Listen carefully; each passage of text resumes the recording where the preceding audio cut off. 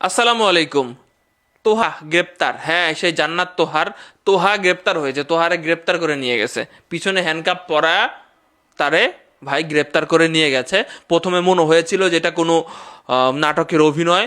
প্রথমে আমার মনে হয়েছিল যেটা তারা কোনো অভিনয় করছে, কারণ ভাই তারা তো মানে এই লেভেল থেকে ঘুরে আসা সহজ বিষয় না। তাদের 3 মিনিটের উপরের একটা ভিডিও ভাইরাল হয়েছিল তাদের নিজস্ব। এরকম ঘটার পরে মানুষ অনেক ভাবে একদম তাদের কেরিয়ার একদম শেষ হয়ে যায়, কিন্তু তারা সেই জায়গা থেকে ঘুরে এসে তারা নিজেদের কেরিয়ার গড়ে তুলছে, বিভিন্ন জায়গায় ফিতা কাটতেছে, বিভিন্ন জায়গায় উদ্বোধন অনুষ্ঠানে যাচ্ছে এবং গর্বের সহিত চলাফেরা করতেছে। মানে পুরো বিষয়টা ট্যাগেল দিয়ে ফেলছে।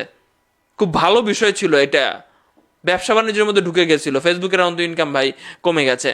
ব্যবসা বাণিজ্যের মধ্যে যারা আছে, যারা ব্যাকআপ আছে, তারা কিন্তু ভালোভাবে চলতে পারতেছে। তুমিও তো পারতেছিলে ভাই। 2 দিন আগে আমি বলছিলাম, 2 দিন আগে একটা ভিডিও বানিয়ে আমি বলছিলাম কয়েকজন মানুষের কথা, যেদেরকে গ্রেপ্তার করা উচিত। সেই মানে কথা, মুখের কথা মুখে থেকে গেল, গ্রেপ্তার হয়ে গেল। আসলে তোহা কি করেছে, কেন গ্রেপ্তার মানে সে হইল? আসলে খারাপ লাগতেছে। আমরা দেখেছি তোহা এবং জান্নাত একসাথে থাকে এবং তারা আহ, ভালোভাবে হয়তো বা কয়েকদিন মধ্যে তারা বাবা মা হইতো, ভালোভাবে সংসার জীবন কাটাচ্ছিল এবং তাদের অনেক মুহূর্ত তারা তুলে ধরছিল। কিন্তু কি হলো হঠাৎ করে, তোহা কেন গ্রেপ্তার হলো? আপনাদের আমি ভিডিও বানাই নাই ভাই, কেন বানাই নাই? যে এটা মিথ্যা হইতে পারে, এটা নাটক হইতে পারে। পরে দেখা গেলো যে একজনের নামে তো এভাবে অভিযোগ করা যায় না। এই ভুল যারা করেছেন তারা কিন্তু ভাই সাবধান হয়ে যান, ঠিক আছে? মনে করেছেন যে আপা নাই, আমাদের হারুন আঙ্কেল নাই, হাউন আঙ্কেল নাই, ভাতের হোটেলে নিয়ে যায় ভাত খাওয়াবে না, যুগ জামান এমন না। কিন্তু ক্রিম আপার অবস্থা দেখেছেন? এখন যদিও অনেকে এই ক্রিম আপার উপর মায়া দেখাচ্ছে, ঠিক ক্রিম আপা যেমন ফেসে গেছে ভাই। এখন কিন্তু অন্যায় করলে কিন্তু টুক করে মামলাতে করে দেবে, মামলা করে টুক করে জেলে চলে যাবে। এই যে কারাগারে এখন তোহা আদালতে তুলছিল, জামিন চাইছে, জামিন দেয় নাই। পত্য হিরণের কথা মনে আছে? কেন পত্য হিরণ এতদিন জেল খাটছে? ঠিক সেম কারণে তোহা কারাগারে গেল। তার মানে তো এও অনেকদিন যাবত জেল খাটতে হবে। এই কারাগারের মায়ের পেশ, আইনের মায়ের পেশে তো ধরা খেয়ে গেল ভাই। আপনারা দেখবেন যে সাম্প্রতিক সময় কিছু কোম্পানির কাছ থেকে এরা টাকা পয়সা নিয়ে, যে ভাই তোমরা এইটা করো, ভাই তোমরা ওইটা করো, এরকম বিজ্ঞাপনতে তারা চালায় আসছিল।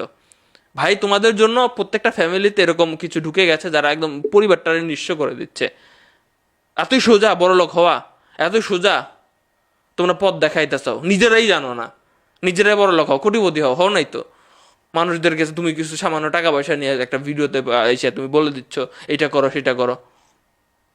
এই জায়গায় মানে কয়েকটা মিলে নাগরিক সমাজ নামের তারা মামলা করে দিছে, প্রতারণার মামলা করে দিচ্ছে, গ্রেপ্তার হয়ে গেছে।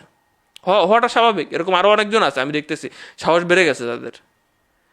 তারা দেখছে যে দেশে মনে হয় কিছু হচ্ছে না, করে যায়। কিন্তু না, ভিডিওটি শেয়ার করবেন। তো এই যে তোহা যে গ্রেপ্তার হলো উল্টাপাল্টা জিনিস প্রমোশনের জন্য, যে এইটা এই জায়গায় এই করো সেই করো, কেমন লাগতেছে আপনাদের? কমেন্ট বক্সে লিখবেন। অনেকে খুশি হবেন, তবে তাদেরও তো সংসার। খারাপও লাগে, আশেপাশে ভাই বাদারের সাথে পরিচয় বেশি দূরে না, আমাদেরও বন্ধু বান্ধব বলা চলে। তবে এটা কারোর করা উচিত না। অনেকেই অনেক প্রোডাক্ট আবার দেখবেন যে আপনার প্রমোশন করে, সে প্রোডাক্ট সম্পর্কে সে নিজেই জানে না। অনেকেই এই খেলো ওই খেলো, সে নিজেই জানে না, অথচ একটা ফ্যামিলি শেষ হয়ে যাচ্ছে। এটা দরকার ছিল, তবে তার জন্য এটা কতটা ভালো হবে জানি না। আরও সেলিব্রিটি হয়ে যাবে নাকি? জেল থেকে বেরোলে সেলিব্রিটি হয়ে যায়। মামুনরে দেখছেন?